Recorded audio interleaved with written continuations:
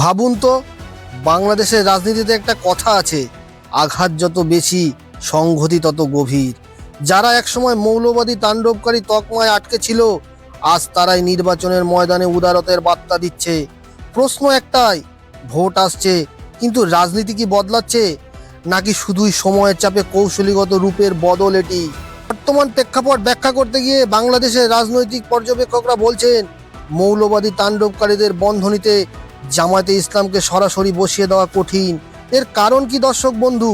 সাম্প্রতিক সময়ে ঢাকার নির্বাচনী প্রচারে জামাতের ভাষা বদলেছে, টোন বদলেছে, এমনকি পোস্টারের স্লোগানেও দেখা যাচ্ছে উদারতার ইঙ্গিত।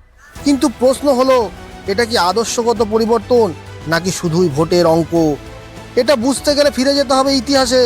1971-এর পর জামাতে ইসলামী দীর্ঘদিন নিষিদ্ধ ছিল। স্বাধীনতার প্রশ্নে অবস্থান, যুদ্ধ অপরাধের অভিযোগ, সব মিলে দলটি পড়ে যায় গভীর রাজনৈতিক কোণঠাসায়। 2001 সালে আবার ক্ষমতার অংশীদার হয় তারা।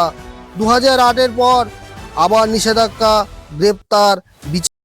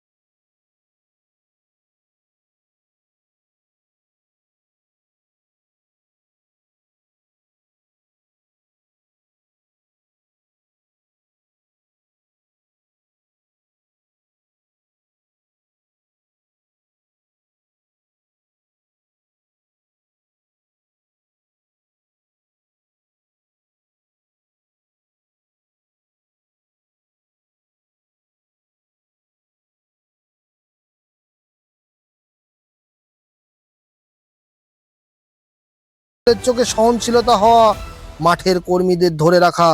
এই কারণেই ঢাকার প্রচারে আগুন নয়, সংবিধান, ভোটাধিকার, ন্যায় বিচারের কথা বলেছে তারা। কিন্তু প্রশ্ন থেকেই যায়, ক্ষমতা পেলে কি এই ভাষা থাকবে? ভুললে চলবে না, বাংলাদেশ এখন আন্তর্জাতিক নজরদারিতে। সবার চোখ নির্বাচনের দিকে। এই বাস্তবতায় কোনো দলই আর প্রকাশ